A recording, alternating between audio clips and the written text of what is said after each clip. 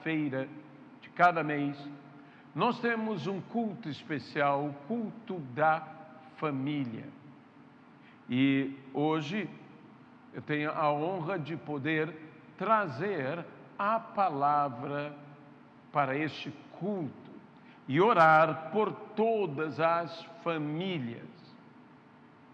Eu peço a você que pegue a sua Bíblia, eu peço a você que abra a sua Bíblia no livro de Neemias. Livro de Neemias, capítulo de número 4, e leremos o texto que se encontra no versículo 13 e no versículo 14 do livro de Neemias. Então, pus o povo por famílias, nos lugares baixos e abertos, por detrás do muro, e os seus arcos. Inspecionei, pus-me e disse aos nobres, aos magistrados e ao resto do povo: não temais, lembrai-vos do Senhor, grande e temível, e pelejai pelos vossos irmãos, pelos vossos filhos, pelas vossas filhas, vossa mulher e vossa casa. Senhor, abençoa-nos, fala através desta palavra a todos nós. Dá, Senhor, que a Tua bênção possa estar sobre as nossas vidas, hoje e sempre. É o que nós oramos e desde já, Senhor, Te agradecemos. No nome de Jesus. Amém. O livro de Neemias é um livro que versa sobre a reedificação dos muros, das portas, da cidade de Jerusalém. Neemias, este homem que era um dignatário, ouve o relato daqueles que vieram de Jerusalém e que disseram a Neemias que as muralhas continuavam em ruínas, as portas queimadas, e grande era a aflição. Então, é interessante ver como aqueles que viram em loco relatam a Neemias. Mas o sentimento que houve em Neemias, que não viu, que apenas ouviu o relato, foi muito mais intenso do que o daqueles homens que viram. E Neemias então chora, Neemias então jejua, Neemias então ora. O momento em que vivemos é um momento em que devemos chorar, em que devemos orar, em que devemos jejuar, mas é um momento em que devemos ir além do choro, devemos ir além da oração, devemos ir além do jejum. É correto e certo se sensibilizar pela ruína, e no nosso caso, a ruína que está em nossa própria sociedade. Quantas famílias arruinadas, quantas vidas arruinadas, quantas empresas, quantas carreiras, quantos indivíduos, todos arruinados. É necessário que nos sensibilizemos, é necessário que choremos, é necessário que sintamos, é necessário que nos venhamos a identificar e ter empatia por todos os que sofrem. E assim é necessário que tenhamos uma atitude espiritual, é necessário que venhamos a orar, é necessário que venhamos a jejuar. Muitos estão dizendo: oremos, e devemos orar. Jejuemos, e óbvio que devemos jejuar. Isso com o sentimento certo, isso com o coração realmente sensibilizado por toda a ruína, por toda a destruição, por todo o luto que existe, mas devemos ir além das lágrimas, devemos ir além da oração, devemos ir além do jejum. E o que eu digo com isto? Que Neemias foi além. Neemias orava e dizia: Senhor, faze algo por Jerusalém. Senhor, nós oramos, faze algo pelo Rio, faze algo pelo estado do Rio, faze algo pela nação brasileira. Nós choramos, nós oramos, nós jejuamos, mas em algum momento ele notou que era necessário algo mais. Envia, Senhor, levanta, Senhor, executa, Senhor, toma aqueles. E a oração e o clamor de Neemias foi se desenvolvendo até o ponto que Neemias não mais disse: manda alguém. Neemias diz: envia-me a mim. É necessário ir além das lágrimas, é necessário ir além da oração, é necessário ir além do jejum, é necessário ir à ação. Neemias então vai, Neemias então age, Neemias então coordena, Neemias então busca ações efetivas. Meus irmãos, eu não quero em momento nenhum que você pense que eu estou diminuindo o valor essencial da oração e do jejum. Isto é primordial, é essencial e é até mesmo primário.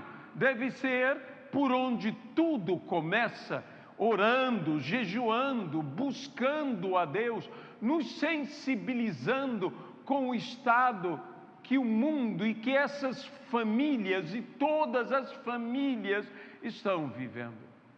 Imaginemos cada uma dessas casas, cada uma dessas famílias como um tijolo perdido, um tijolo fora do lugar dessa edificação, porque uma edificação não terminada mais parece uma ruína do que uma obra. Há muitas vidas que você observa e são arruinadas ou têm aparência de ruína, não porque sejam como de fato são ruínas, algo abandonado, algo deixado, algo deteriorado, mas são apenas obras incompletas. Obras incompletas. Famílias que são obras incompletas. Indivíduos que são obras incompletas. Negócios que são obras incompletas.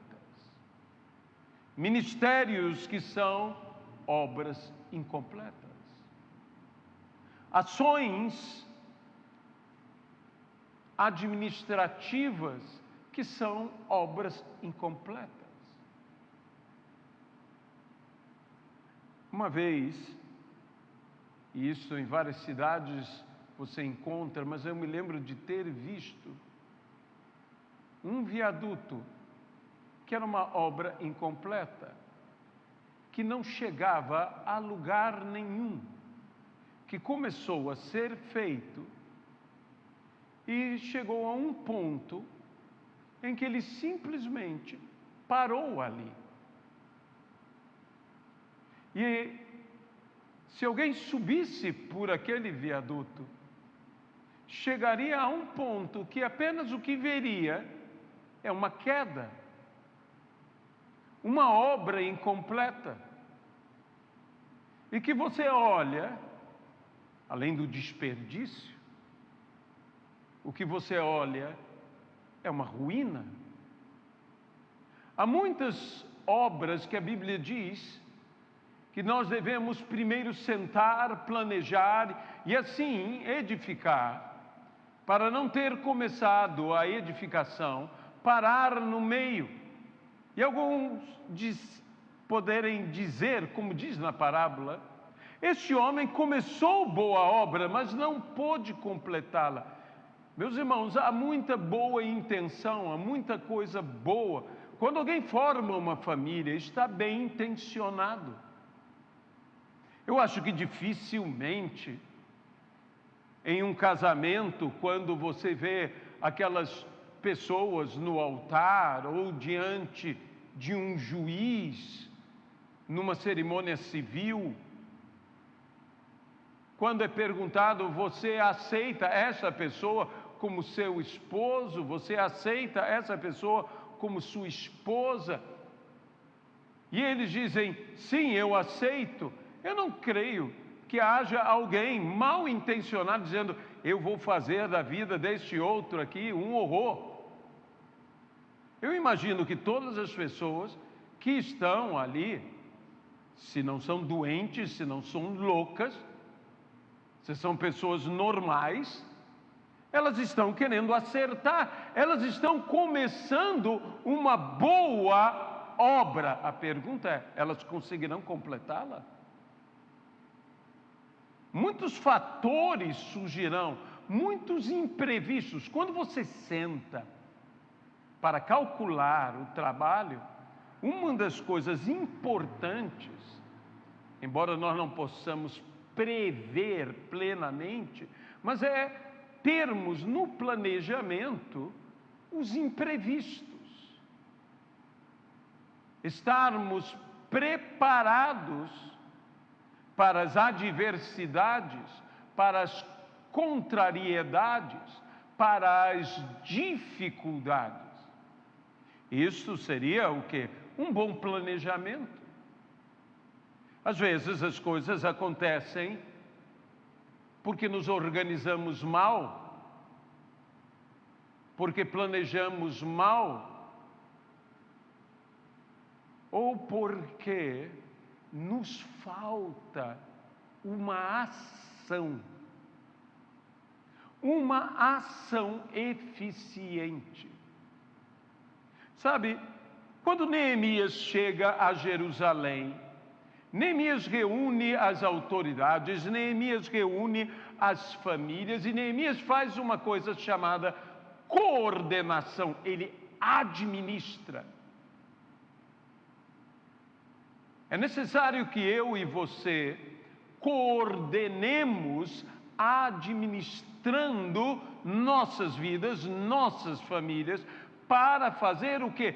Para edificar o que tem que ser edificado e terminar o que tem que ser terminado com eficiência.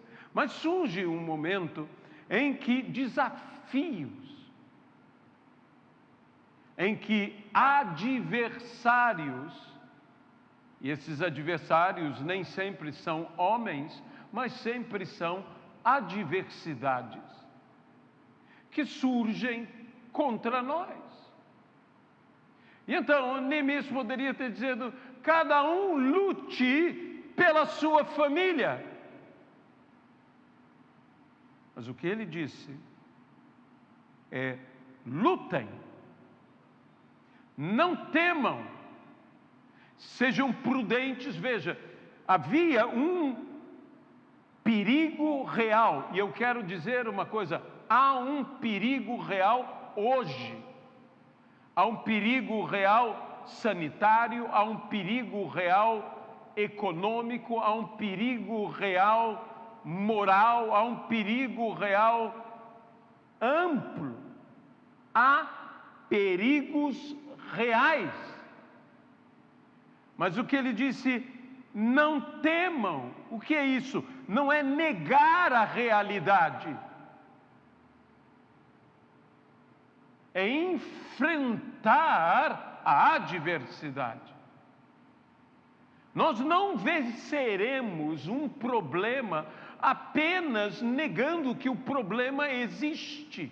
Ele continuará lá. Nós vencemos um problema enfrentando um problema. E nós temos que enfrentar um problema, sim, com oração, sim, com jejum, sim, com o sentimento certo, mas fazendo algo mais, nós temos que ter atitudes e realizações que vençam o problema. Se nós queremos vencer o problema, veja, não é lute pela sua família, eu luto pelos meus e acabou. Neemias mostrou a todos o seguinte: não temais, não sejais dominados pelo medo, mas, como disse Jesus, saiba que os dias são maus. Tenha consciência que há perigo, tenha consciência que há adversidade. Deixe-me abrir um parênteses, porque isso não é aplicado apenas à realidade que estamos vivendo, mas nós estamos vivendo uma realidade agora.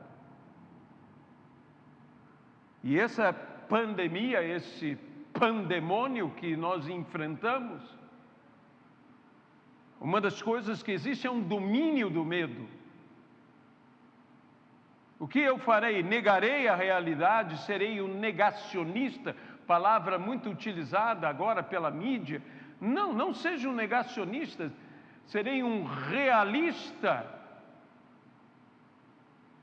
É melhor ser um realista do que um negacionista, mas um realista pode cair também numa depressão.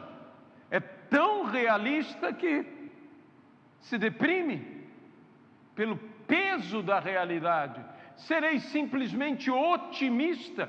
O otimista pode ser descuidado. Não, vai dar tudo certo, vai dar tudo certo, vai dar tudo certo, mas não faz nada para dar certo. Então, o que eu preciso ser? Um homem de fé, verdadeiramente. Um homem de fé, mas com atitudes coerentes com a fé. Um homem realizador. Alguém que luta. E não que espera que a vitória venha sem esforço.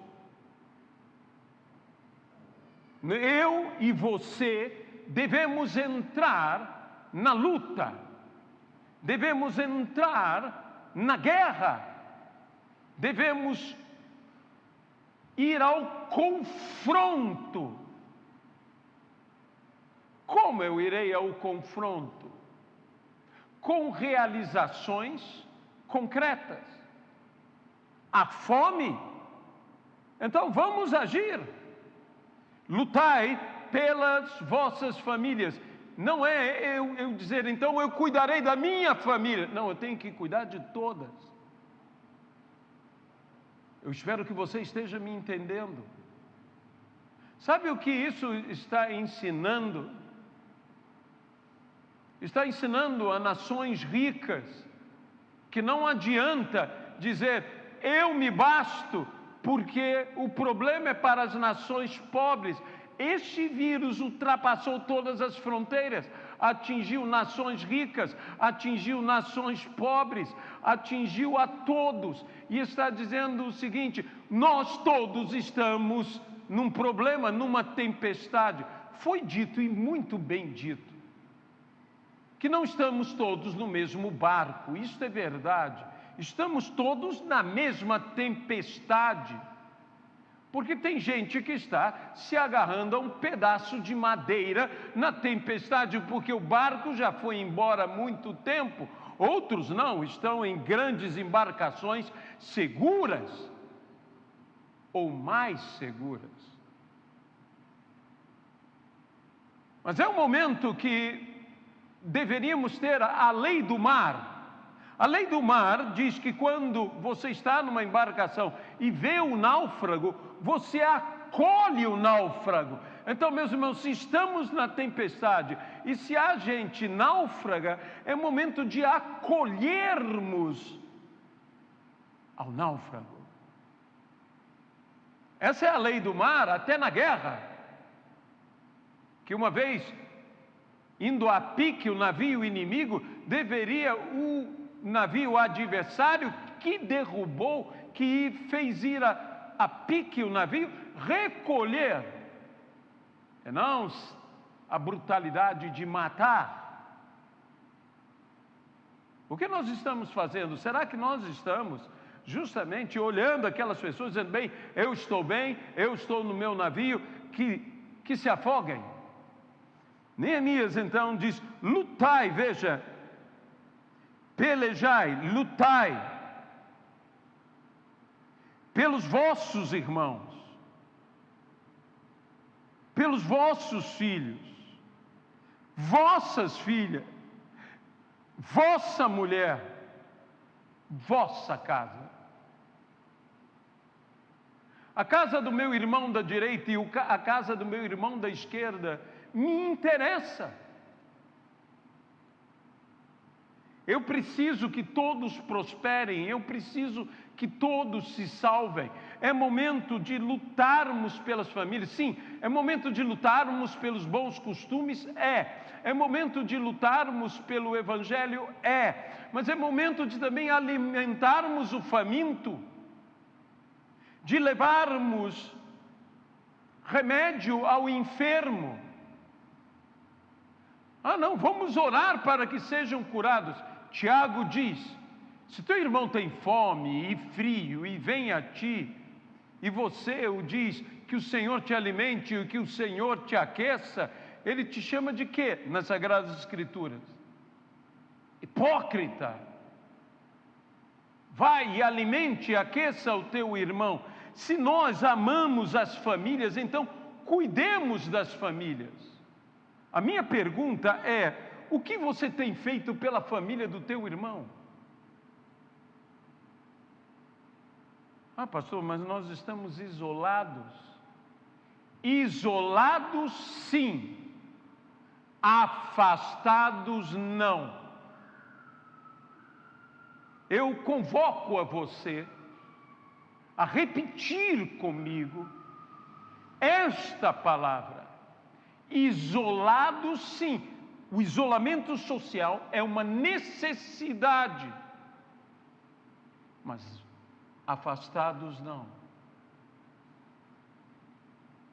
Nós não estamos afastados uns dos outros. Você pode se comunicar. Qual foi a última vez que você entrou em contato com alguém? Qual foi a última vez que você mandou uma mensagem? Nós temos hoje esses recursos, WhatsApp, Telegram. O que você está fazendo?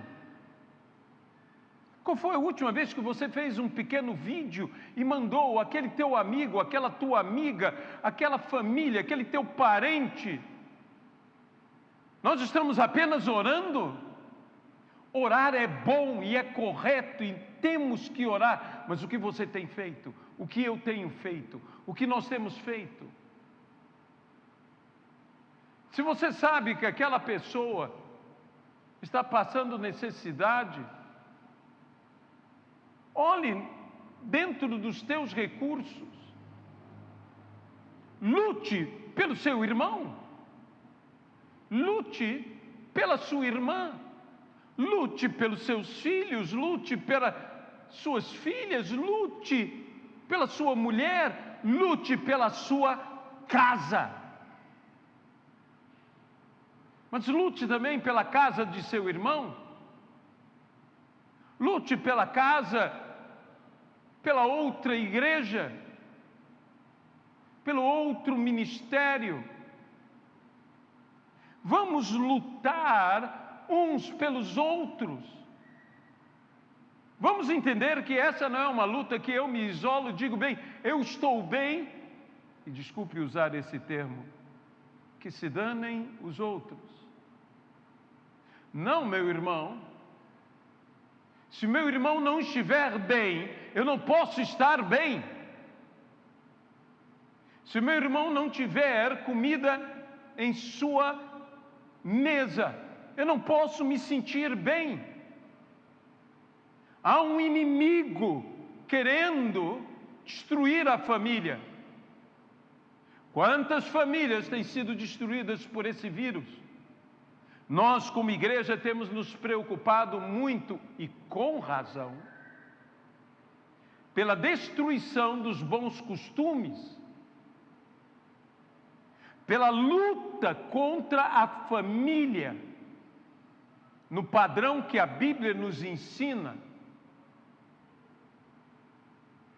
Mas, meus irmãos, o vírus está destruindo famílias, a fome está destruindo famílias, a miséria está destruindo famílias, a angústia está destruindo famílias, a solidão está destruindo famílias, o egoísmo está destruindo famílias. E o que eu e você temos feito? Temos orado? Fazemos bem de orar, e devemos ainda orar mais, porque orai sem cessar, ainda não oramos. Então, oremos.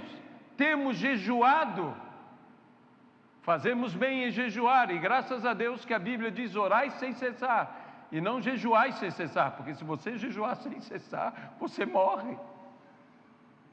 Mas se você orar sem cessar, você vive. Apenas uma brincadeira. Mas devemos jejuar, porque oração e jejum movem o mundo espiritual. Mas, meus irmãos, eu preciso ir além, como Neemias foi além, ele fez alguma coisa que deu certo. E eu quero dizer a você, se você fizer alguma coisa regada a jejum, regada a oração, mas com ação, vai dar certo. Eu espero que você possa dizer amém aí onde você está. Vai dar certo.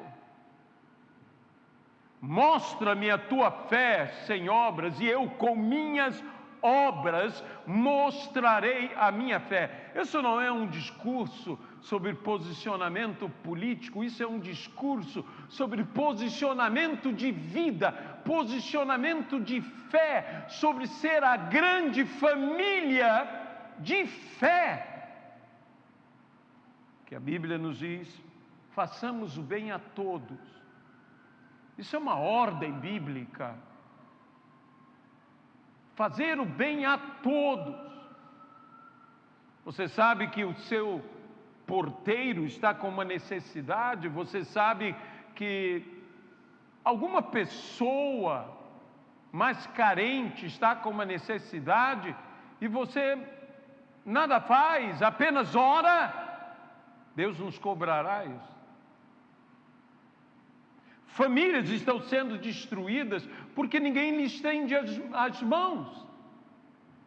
E nós pregamos, e nós falamos, se você fizer isso, se você fizer o que a Bíblia diz, sim, mas que eles vejam, Billy Graham disse com toda a razão: nós somos a Bíblia que o mundo lê. Sou eu que preciso fazer. Eu tenho visto se multiplicar pessoas nos sinais, gente que está necessitada, famílias. Não quis estudar, alguns não tiveram chance. E nós estamos vendo aí um abismo educacional com tudo isso que está acontecendo. E que, meus irmãos, nós temos que fazer alguma coisa, nós temos que ajudar. Nós temos que ajudar. Eu sei, talvez você diga, eu me sinto tão impotente. O que eu poderei fazer? Sabe o que eu gosto na atitude daquele jovem, daquele menino, no meio da multidão?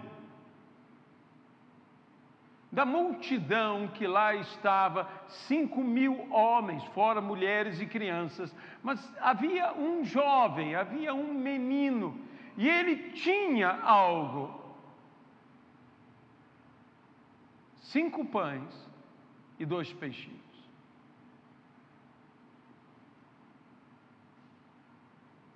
Os próprios discípulos disseram: mas o que é isto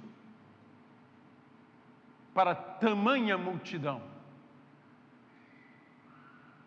Isso não resolve. Sabe, nós estamos com isto não resolve, e então não resolvemos nada. Mas aquele jovem teve a audácia de dizer o quê? É igual aquela mulher que deu as moedinhas, aquela pobre viúva. Isso não faz diferença alguma, mas foi o que chamou a atenção de Deus, foi o que chamou a atenção de Jesus. Talvez você diga: mas eu posso fazer tão pouco. Eu gosto de uma frase da Madre Teresa de Calcutá. Aí você fala: Madre Teresa? Sim, Madre Teresa de Calcutá. Ela disse: o que nós fazemos, imagine ela falar isso, é uma gota d'água no oceano, mas se não fizermos, que falta fará essa gota?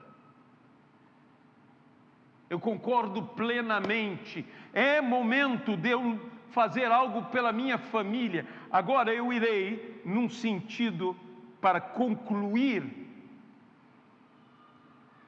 Você tem orado pela sua família? Você faz bem, está completamente certo. Você tem jejuado pela sua família? Está certíssimo.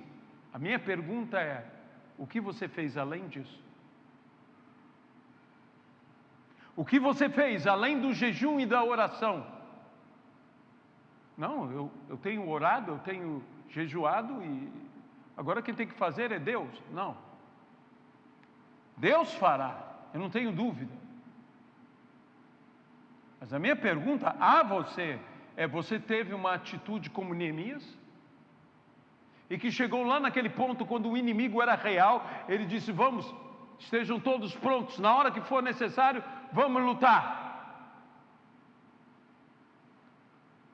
E diz que eles ficavam ali alertas, e se o inimigo viesse num lugar, tocavam a trombeta e todo mundo corria para ajudar aquele grupo.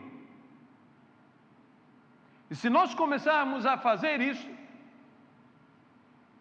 haverá solução. Você se lembra do livro de Jó? Como a solução no livro de Jó diz que tocou o Senhor no coração dos parentes e nos amigos de Jó, e esses ofertaram a Jó. E Jó teve como se levantar, e Jó se tornou 2 vezes mais rico do que antes. Meus irmãos, a minha pergunta a você é: você tem orado pela sua família, você tem orado pelo seu filho, você tem orado pela sua filha, você tem orado pela sua esposa, você tem orado pelo seu esposo, você tem orado pela prosperidade na sua casa, você tem orado pelo sucesso da sua família, sim. E o que você fez além de orar? Além de jejuar? O que você fez efetivamente? Regado em oração, regado em jejum, mas o que você fez a mais? Nós precisamos ir além. Nós precisamos bater na porta do vizinho. Nós precisamos ligar para um parente. Nós precisamos nos lembrar dos amigos antigos que não vemos mais. Nós precisamos procurar as pessoas. Nós precisamos falar de Jesus. Nós precisamos entregar uma ajuda. Isso é ser gente de Deus. Saiba, Jesus Cristo tinha uma sacola, a bolsa dos pobres, para ajudar os necessitados. Sabe por quê? Nos dias de Jesus a fome era intensa, nos dias de Jesus as injustiças eram enormes, nos dias de Jesus as necessidades eram gigantescas. Não pense que é novidade, que isso acontece apenas. A corrupção estava presente, a injustiça estava presente, os governantes eram maus, havia toda uma sorte de calamidades, enfermidades, endemoniados. Jesus não ficou apenas no monte orando. E olha, mais uma vez eu digo, subamos o monte e oremos. Você se lembra de quando Jesus foi transfigurado diante de Pedro, João e Tiago? O que disse Pedro? Vamos ficar aqui. E a resposta dos céus foi: este é meu filho amado, em quem me comprazo, a ele ouvi. E o que Jesus disse? Desçamos. Desçamos, por quê? Porque a criança endemoniada, o pai aflito, estão lá embaixo, esperando pela igreja. A igreja não pode ficar no lugar da transfiguração. É ótima a transfiguração. Eu gostaria de estar lá. E eu tenho certeza que se você ou eu estivéssemos lá, nós diríamos igualmente como Pedro: boa ideia. Vamos ficar aqui. Para que eu quero descer? Eu quero ficar aqui, o céu está aberto. Eu estou vendo Jesus em glória, Moisés, Elias, vamos fazer 3 tendas, vamos ficar aqui. Mas é lá embaixo que está um pai aflito, é lá embaixo que está um menino endemoniado, é lá embaixo que estão os desafios. É necessário que nós desçamos. Desçamos, disse Jesus. Desça até onde está a dificuldade, desça até onde está a aflição, desça até onde está o problema, desça, porque você está levando a solução com você, que é Jesus Cristo,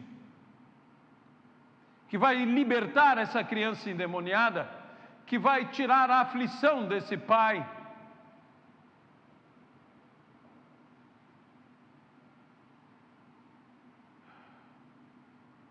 Desça até o teu parente que você não fala mais com ele. Desça até o teu filho que você já não fala com ele. Desça até a tua filha que você não fala com ela. Desça até o teu pai, a tua mãe que você há muito tempo não fala. Desça até o teu amigo, desça até o teu necessitado. Às vezes nós estamos num monte muito bom, num lugar muito agradável, numa situação muito privilegiada.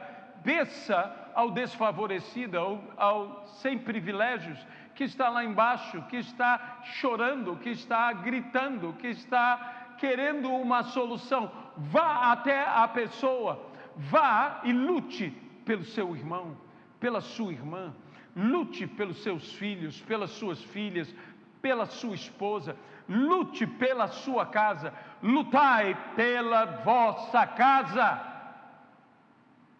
E quando é vossa casa, não é só minha casa, é a casa do meu irmão também, é minha e de mais alguém. Se eu estou bem, não fique eu me sentindo bem se há pessoas que não estejam bem ao meu redor. Nós veremos gente se convertendo como nunca antes, se formos salvar as famílias, se formos aos necessitados.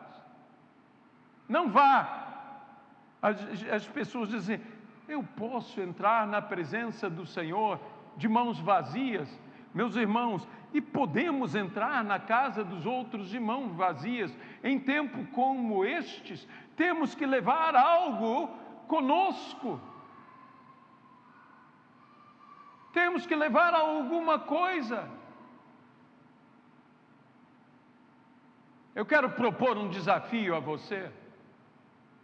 Eu tenho falado, dê uma cesta básica. A Páscoa está aí. Não podemos celebrar, não podemos nos reunir, mas olha, você agradaria muito a Deus se você abençoasse uma família na Páscoa. Que fosse uma família que você conhece, íntima tua, teu amigo.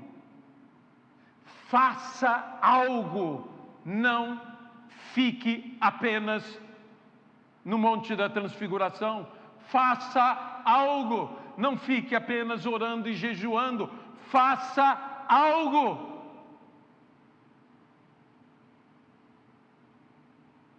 Se as igrejas fizessem alguma coisa,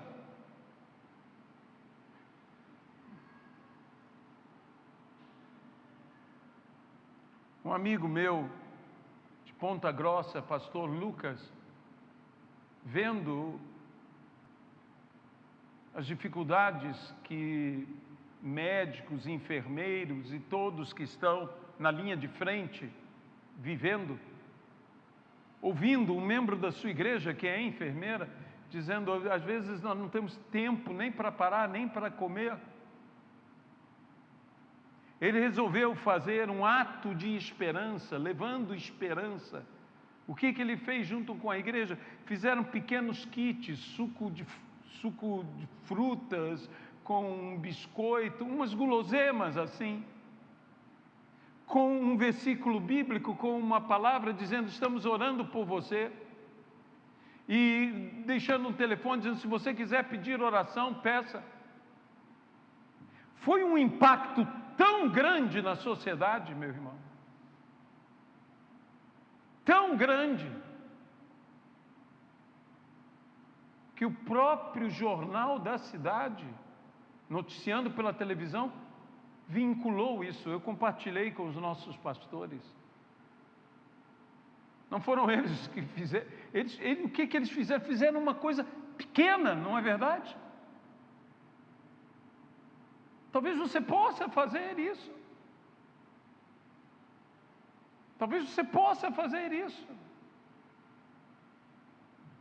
Possa fazer a 1, 2, 3 pessoas. É os 5 pães e 2 peixes que Deus vai multiplicar. Que Deus vai fazer uma obra maravilhosa. Uma obra tremenda. Deus vai fazer. Talvez mandar uma pequena caixa de bombons para uma família pobre. Sempre lembrando, Jesus mandou isso para você.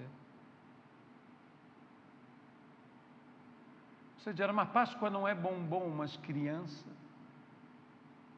gosta de bombom. E se você chamar a atenção que Jesus, que é o verdadeiro motivo da Páscoa, como é o verdadeiro motivo de Natal, como é o verdadeiro motivo da vida, que era abençoar a sua família, essa família vai se abrir para Jesus. Oremos. Você tem orado pelo seu irmão? Qual foi a última vez que você ligou para ele? Qual foi a última vez que você mandou uma mensagem de texto para ele? Qual foi a última vez que você mandou uma foto para ele? Qual foi a última vez que você interagiu com ele? Lute pelo seu irmão, porque o mundo está arrastando, o mundo está levando. Há um inimigo real ali fora, que quer ultrapassar, que não quer deixar que você construa esta muralha que protegerá, edifique essas portas que se fecharão para o adversário. Não permita que o inimigo entre. Então vamos fazer algo. Por fim, quando a obra toda terminou, aquele mesmo inimigo que estava lá do lado de fora, se aparentou com o sacerdote e teve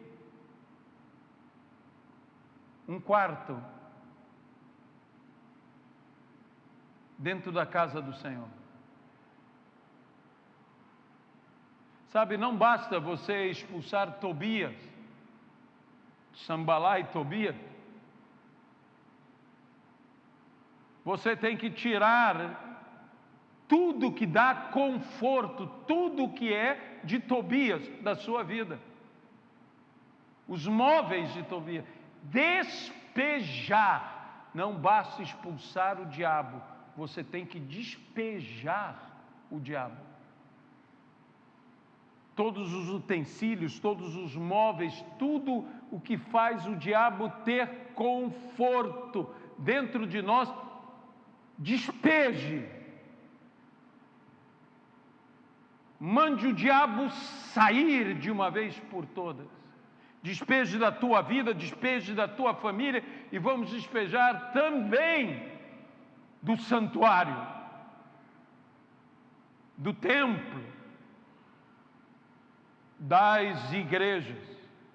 Eu espero que ninguém me jogue pedra por causa disso, porque naquele tempo era o santuário, era o templo, era lugar de culto ao Senhor, e o inimigo tinha um lugar lá. Não quero o inimigo com lugar. Esta casa é do Senhor. Eu e a minha casa serviremos ao Senhor. Amém? Amém. Nós vamos estar então orando agora. Eu não tenho aqui se há pedidos de oração.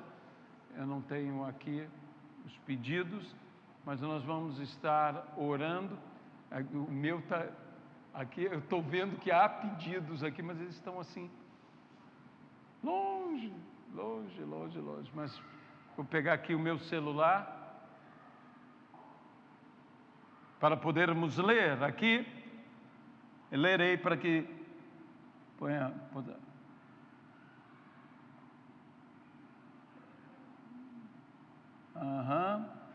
Muita gente dando boa noite, como Paulo Pinheiro, como a Gláucia, como a Marcilene, a Matilde, a Ana Pinheiro, amém. Ana Bivar, não, Sandra Bivar, é que eu li Ana, depois li Bivar, desculpe. Que toda a minha família se entregue de todo o coração a Jesus, amém? É o pedido que todos fazemos. Paz a todos. Sirlene, Matilde, oração por todos os nossos familiares afastados da presença do Senhor, amém, Senhor. Peço oração para a conversão dos meus familiares, Paulo Valério, amém. Luiziana, peço pelas famílias enlutadas, em especial pela família do pastor Bruno, que perdeu hoje a sua avó. Estamos em oração por todos eles. 300.000 famílias enlutadas. Creio que a Sandra está se referindo às mortes, né, aqui no Brasil. Essa tristeza que está sobre todos nós. Ana Pinheiro, que as famílias tenham prosperidade financeira em amor e alegria. Wagner Pinheiro, agradeço a Deus pela minha família, que Deus traga salvação ao meu avô e a sua bênção sobre toda a minha família. Amém. Pelas famílias dos líderes da igreja, que Deus fortaleça, dê prosperidade em todas as áreas. Amém. Matilde, pedimos discernimento aos líderes religiosos no agir segundo os protocolos devido ao Covid. Necessitamos sabedoria e obediência, temor no coração. Peço oração, Elizabeth Araújo, peço oração pela família do Bruno, que faleceu hoje. Oh Deus, tem misericórdia. Sirlene, glória a Deus. Dalva Paz, Zélia Maria, o sangue de Cristo proteja as famílias, amém. Orando com fé. Ângela Carvalho, agradeço a Deus pela minha família, que consigamos ter mais união e que se entreguem a Jesus, amém. Gláucia Gomes, pedimos pela salvação de nossos familiares, amém. Senhor, nós colocamos todos esses pedidos de oração que agora lemos diante do Senhor. Senhor, que haja salvação realmente de todos os familiares, Senhor. Que haja, Senhor, prosperidade, haja, Senhor, sustento, que possamos cumprir, Senhor, com todos os compromissos, quitar todas as dívidas. Senhor, que haja conversão de familiares para familiares, que haja entendimento, que possamos, ó Senhor, ter sabedoria e como líderes, não somente famílias abençoadas, mas uma liderança sábia, principalmente para os protocolos, que não venhamos a fazer coisas que depois prejudiquem a tantas pessoas, ó Pai. Nós oramos agora que a Tua igreja seja bênção e que nós tenhamos atitudes, que procuremos o perdido, pedimos por salvação. Mas como teremos a pesca maravilhosa se não obedecermos a Jesus e jogarmos as redes? Que tenhamos a atitude certa, que lancemos as redes, que lancemos os pães, como a Bíblia diz, sobre as águas, porque passado dias o recuperaremos. Nós oramos, ó Deus, para que as famílias se entendam. Nós oramos, ó Deus, pelos enlutados. Nós oramos, ó Deus, por famílias que perderam entes queridos.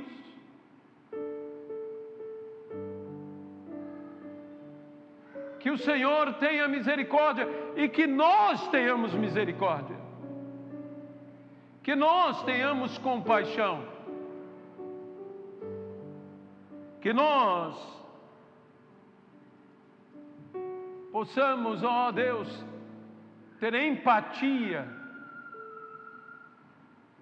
por essas pessoas. Possamos sentir dor. Que não nos acomodemos no lugar bom. Que desçamos o caminho aonde está aquela pessoa ferida pelos malfeitores. Que não sejamos como o escriba ou o sacerdote da parábola que passou de lado, ao largo, distante. Mas como aquele samaritano que desceu o caminho que se expôs, que tomou a pessoa, que se comprometeu, que disse: se faltar alguma coisa, põe em minha conta e quando eu voltar aqui eu pagarei. Que possamos nos envolver, ó Pai. Não venhamos a ser meros ouvintes, mas sim praticantes. E não venhamos a ser meros observadores, mas sim atuantes. É o que nós oramos agora. E desde já te agradecemos. No nome de Jesus Cristo. Seja proativo. Deus te usará. Senhor, nós agora queremos abençoar todas as famílias. Nós agora queremos te pedir que a graça do Senhor Jesus Cristo, que o amor de Deus Pai Todo-Poderoso, que a comunhão e consolação no Espírito Santo de Deus, sejam com todos e com todo o povo de Deus, hoje e para sempre. Amém.